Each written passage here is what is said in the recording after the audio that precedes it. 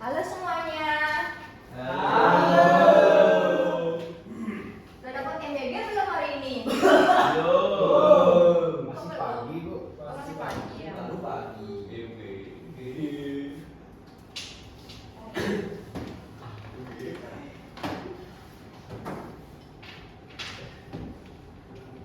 Tolong dong, siapa ketua kelas? Andi, ini tolong ini.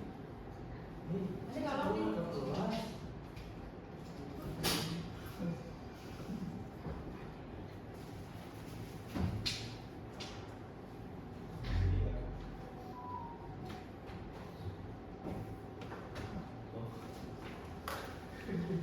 Aduh.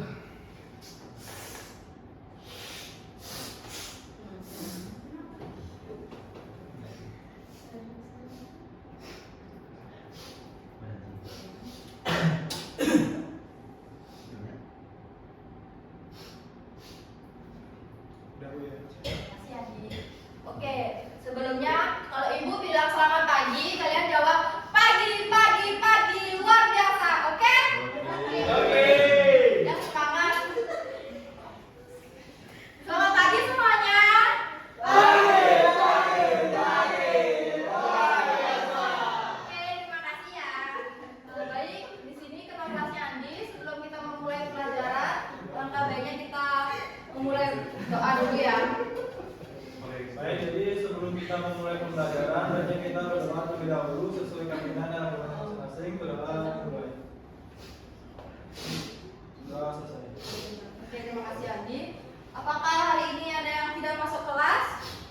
Ada Bu, Siapa? 2 orang, Erik sama Yogi. Kenapa dia? Erik nggak ada apa Bu, Yogi izin ya. Oh, kabarin akhiran dia nanti ya. Tanyain dia kenapa. Oke, di sini kita akan mempelajari prinsip desain dan warna dalam media pembelajaran. Nah, sebelum kita memasuki materi ini,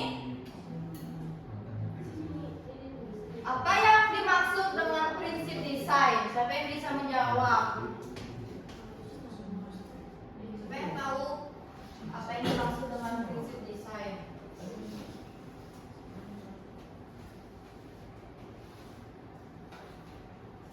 Apa ya? Boleh nyari di Google Bu. Boleh. Boleh. Tahu. Ya, silakan, siapa namanya? Ale Bu. Nomor absen? 1. Oke, Ale. Silakan. Menurut saya, prinsip desain itu adalah pedoman dasar yang digunakan untuk mengatur elemen-elemen dan desain agar fungsional, mudah dipahami dan estetis. Oke, tepuk tangan untuk temannya dulu, Alex.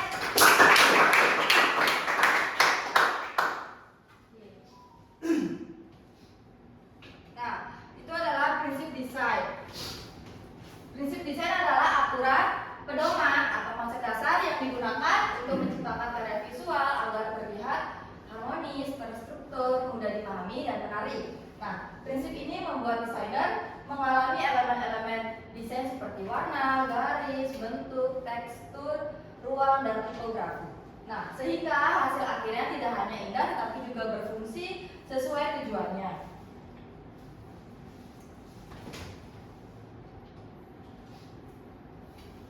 Nah, selanjutnya ada beberapa prinsip-prinsip desain. Nah, yang pertama itu keseimbangan. Siapa yang tahu apa itu arti keseimbangan dalam prinsip-prinsip desain? Selain Alex, harus semua aktif ya. Jangan Alex aja. Ya Bu, sebentar ya. Oke. Bisa dicari pengertian dari ketiga itu juga.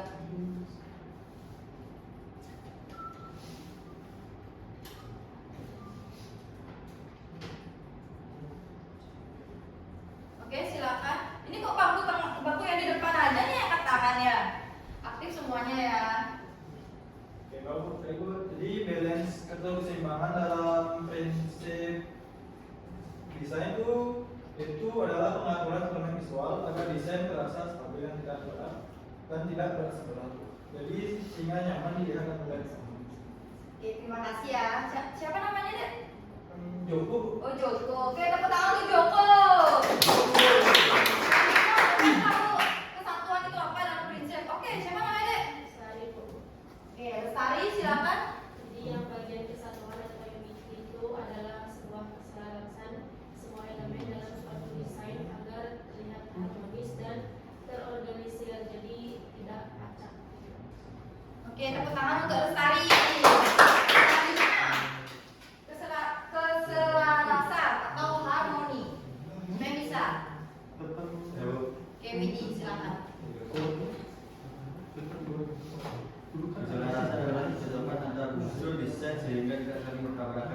Oke, itu aja.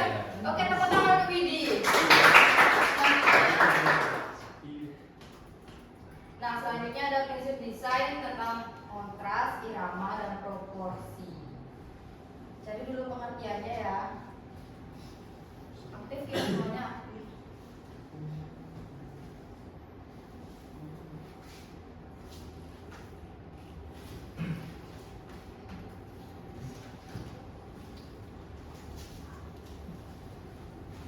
Dapat deh.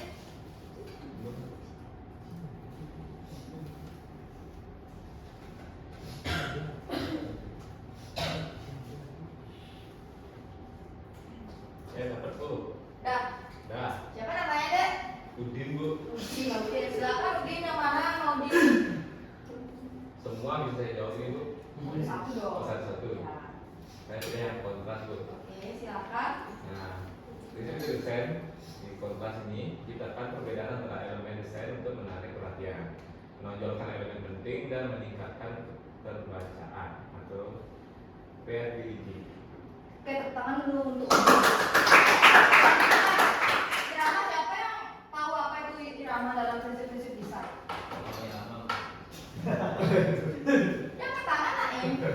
Oke, silakan. Namanya siapa? Anggreni. Oke, Anggreni. Jadi irama atau ritme dalam prinsip-prinsip desain itu adalah pengulangan elemen desain secara teratur sehingga mata pembaca bergerak mengikuti alur tertentu, yaitu dengan tujuan memberi kesan gerak, membuat desain lebih hidup dan mengarahkan perhatian pembaca. Oke, tepuk tangan dulu ke Anggreni. Selanjutnya proporsi. Oke, kita dulu. Jadi proporsi itu perbandingan ukuran antara elemen desain agar terlihat spasi dan seimbang. Tujuannya yaitu menunjukkan hierarki dan membuat desain lebih nyaman dilihat. Oke, tepuk tangan untuk temannya dong.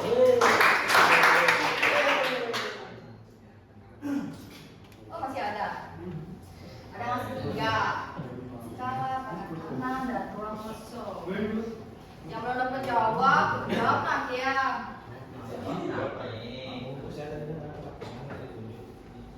Bu, Bu, mana bisik-bisik? yang mudah boleh jawab dulu.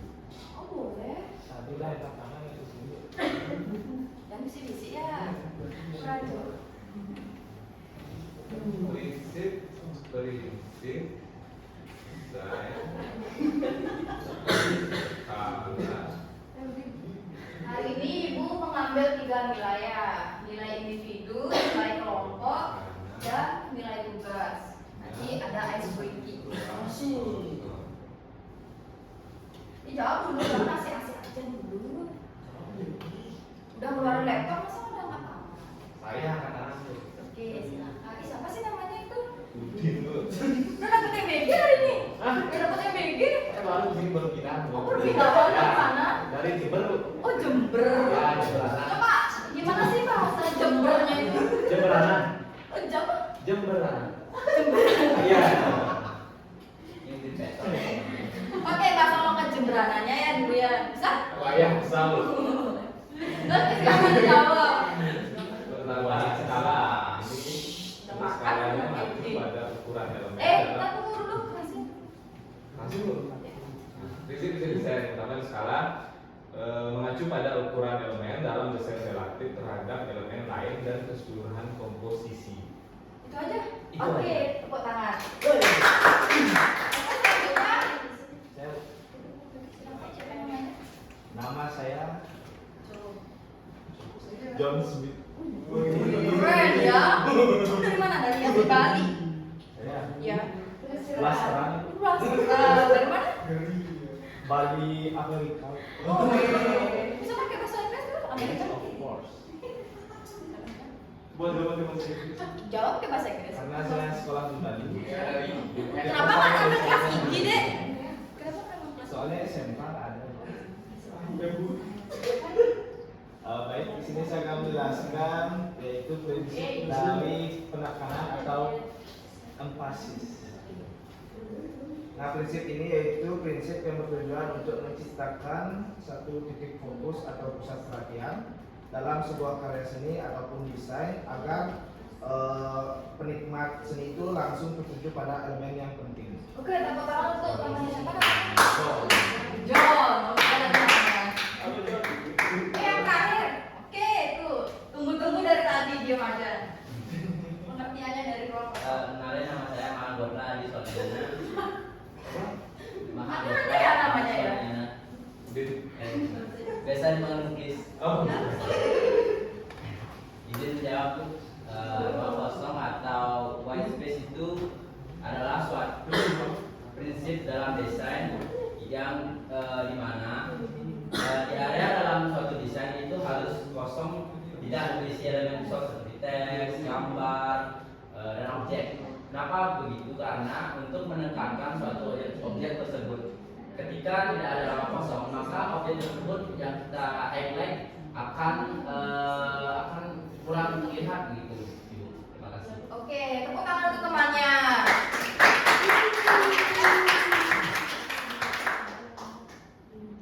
Nah, ini dia prinsip-prinsip dasar desain beserta contohnya. Ini ada 8 contoh. Kalian bisa melihatnya. Oke, dari beberapa prinsip dasar ke 8 prinsip dasar tadi dan contohnya, apakah ada yang ingin ditanyakan atau sudah mengerti? Aman Bu? Udah. Aman ya. Aman.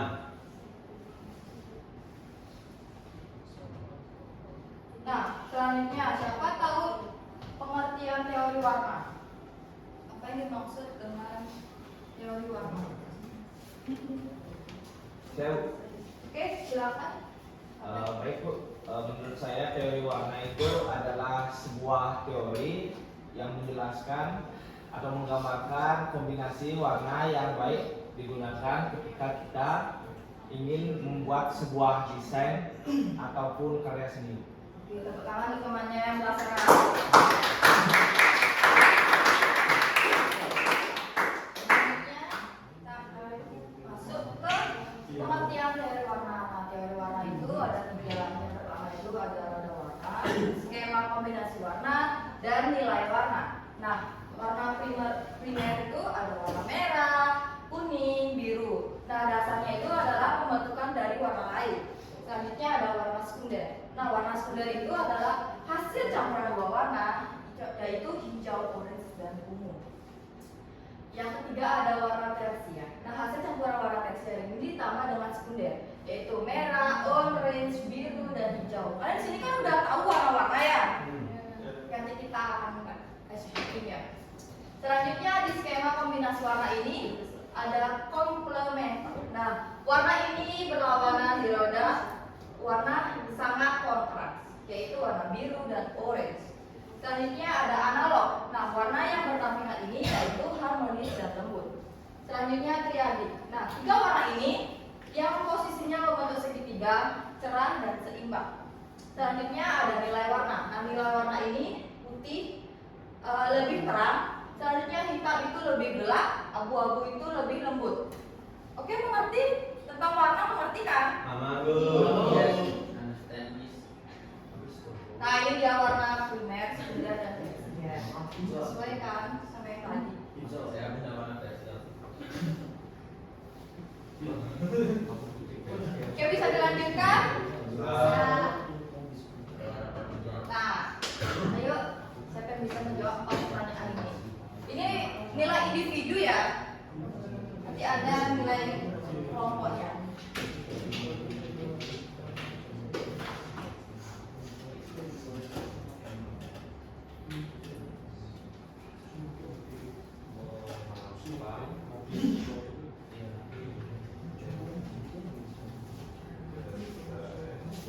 Cari ya, siapa tahu ikut video.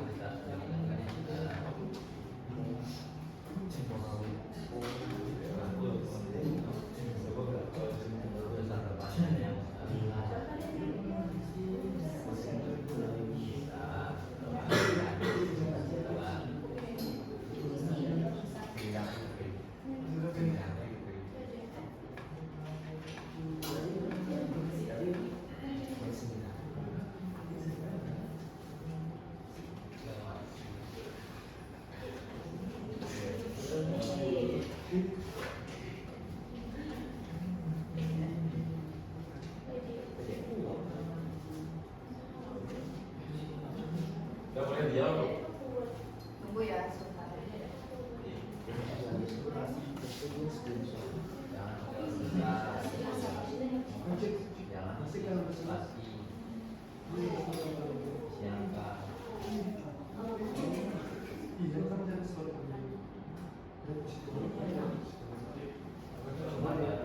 Oke, apakah sudah? Ya. Siapa yang mau menjawab pertanyaan nomor 1? Saya. Oke, silakan. I'm ready. Jadi pertanyaan nomor 1, apa tantangan terbesar dalam menggabungkan prinsip desain dan teori warna pada media pembelajaran digital? Bagaimana cara mengatasinya?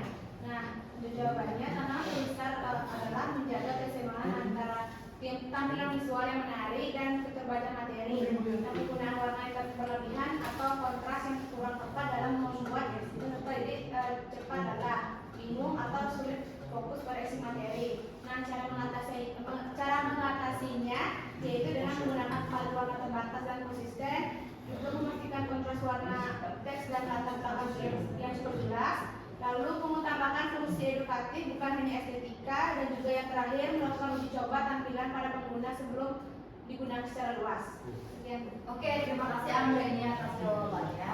Selanjutnya yang kedua, siapa yang bisa jawab? Oke, silakan. Siapa namanya? Sutra. Oh, Sutra. Silakan dijawab. Oke, pertanyaan nomor 2, mengapa keseimbangan atau balance penting dalam suatu desain? Nah, menurut saya kenapa penting? Karena keseimbangan itu yang pertama membuat tampilan nyaman dilihat atau tidak berat sebelah seperti itu. Yang kedua, membantu fokus pengguna pada informasi utama. Jadi kayak misal ada suatu informasi yang ingin disampaikan oleh seorang pendesain, jadi biar poinnya itu udah langsung menusuk ke audiens seperti itu. Jadi perlu adanya keseimbangan untuk meningkatkan fokus pengguna. Kemudian juga untuk meningkatkan keterbatasan dan pemahaman materi. Dan yang terakhir, memberi kesan profesional dan rapi. Jadi tanpa balance, desain dapat terlihat kacau dan membingungkan seperti itu. Oke, terima kasih atas jawaban Sutra. Selanjutnya pertanyaan ketiga. Siapa yang bisa jawab? Oke, Adik. Udin. Silakan. Ketiga, mengapa prinsip desain penting diterapkan dalam pembuatan media pembelajaran? Karena memastikan pesan tersampaikan efektif, meningkatkan keterlibatan siswa, mengurangi beban kognitif, dan memandu alur informasi agar terstruktur sehingga memfasilitasi pemahaman mendalam dan pengalaman belajar yang menyenangkan serta fungsional. Oke, terima kasih atas jawaban dari Udin. Selanjutnya terakhir, siapa yang bisa menjawab? Pertanyaan balikan efektivitas ya. Pembelajaran yang menerapkan prinsip desain secara konsisten dengan yang tidak konsisten. Yang terakhir, jawaban terakhir.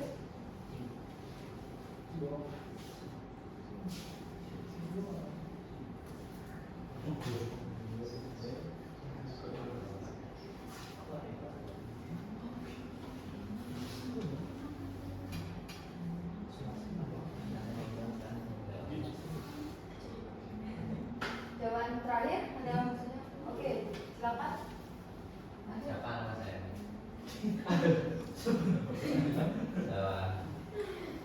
Saya boleh disuruh. Oh iya, oke. Perkenalan lagi ya. Ya, silakan. Perkenalkan, nama saya Mahkota Adi Mardiana, biasa dipanggil Chris. Jadi pertanyaannya, bandingkan efektivitas media pembelajaran yang menerapkan prinsip desain secara konsisten dengan yang tidak konsisten. Oke, jadi efektivitas desain ketika kita menerapkan prinsip-prinsip desain itu sangat berbeda dengan yang tidak menerapkannya. Mengapa begitu? Ketika kita menerapkan prinsip-prinsip di dalam desain yang kita buat akan menarik. Nah, menarik. Jangan akan menarik. Nah, tertarikan ini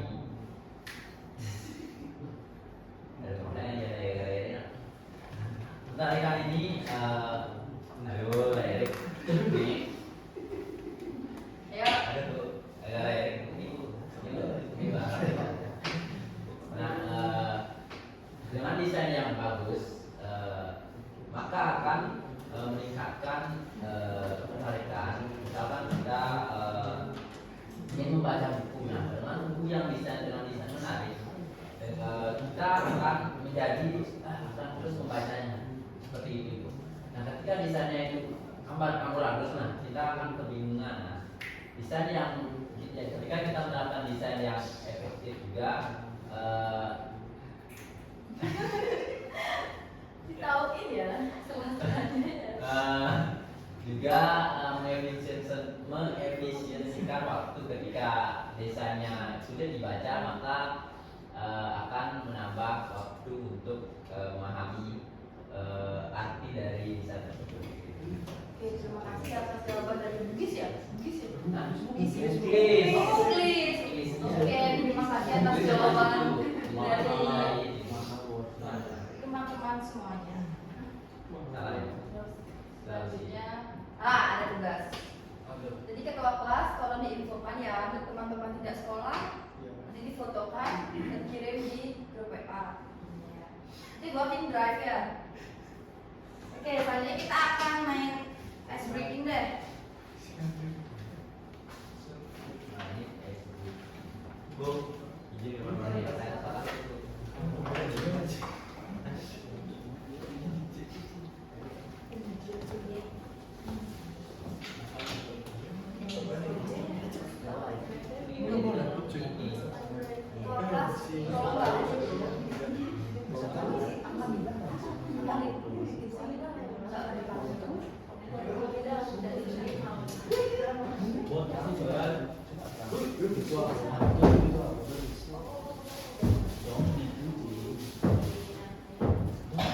Siapa yang mau maju 2 orang namanya tepuk nyamuk?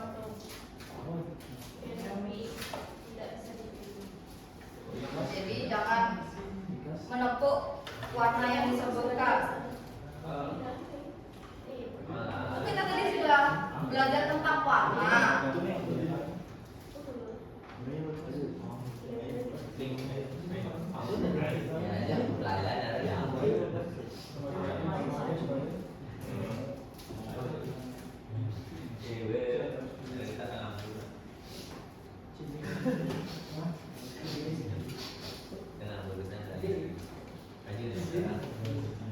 Oke, di sini ada 5 warna.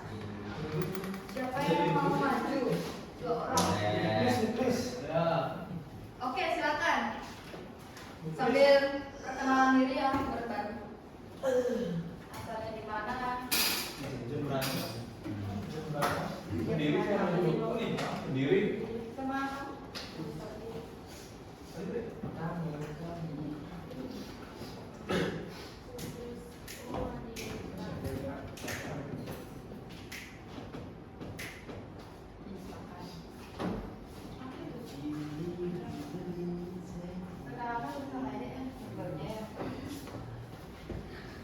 Halo, kenalkan nama saya Udin. Saya pindahan dari Jember. Saya di sini tinggal sama paman saya. Nggak kenal namanya. Sekarang ini sama.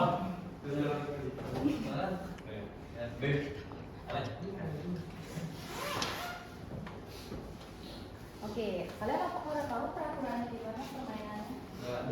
Main tunggu-tunggu. Apa duluan? Tangan satu ya? Gimana di sini apa di situ enaknya? Gimana enaknya? Bisa kejauhan. Dropletnya kaca nih ya, kaca ya. Lu kok gitu ya? Swing dulu, swing. Ini nggak ada hukumannya apa-apa kalau yang salah. Apa nyanyi balaku, oh gitu nyanyinya. Sorry ya, berarti nggak usah ya. Nyanyi ini nyanyi dansi. Bintang 5. Siapa duluan berarti? Oh, nggak bareng kamu? Siapa yang ngomong? Sebarang ngomong. Oh, gitu. Coba ngomong. Nggak boleh, nggak boleh. Misalnya biru. Bilang biru. Itu anak tadi. Tangan satu dong. Ikut tuh sini. Bisa dicobain dulu. Bisa aja, kamu bilang biru, jangan ambil biru. Kalau dia ambil biru, baru dia kalah gitu. Yang keren-keren TikTok itu. Oke. Kuning.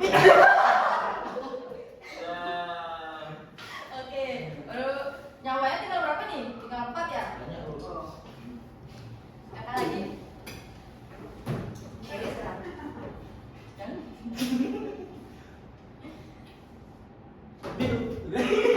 Kelar. Tidak lagi? Kuning. Ini lagi seneng ngomong aku. Terus ini maaf. Hijau.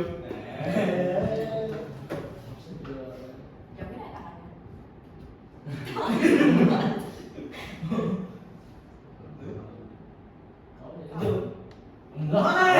tangannya.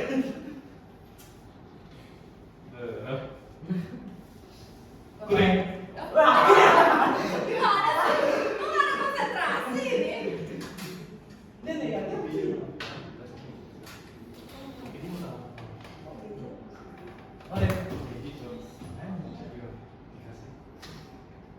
Kuning.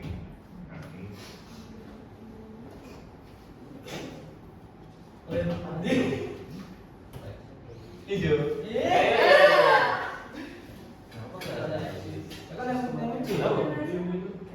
Kali.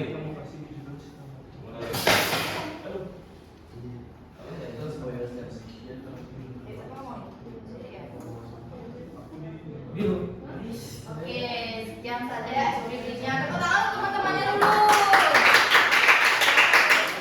Selamat bekerja. Terima kasih. Nanti ada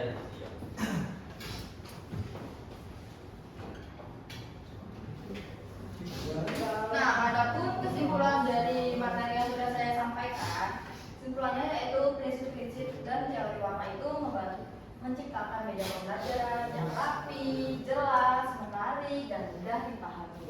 Nah, dengan menerapkan 8 desain tersebut, tampilan visual menjadi lebih efektif dalam menyampaikan informasi. Pemilihan dan perpaduan warna yang harmonis juga berperan penting dalam memperkuat fokus, menegaskan pesan, dan meningkatkan kenyamanan belajar.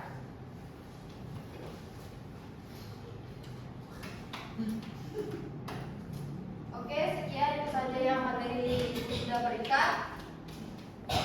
Terima kasih atas waktunya. Ketua kelas bisa ditutup dengan doa. Jadi untuk mengakhiri kegiatan hari ini, silakan kita tutup dengan berdoa bersama.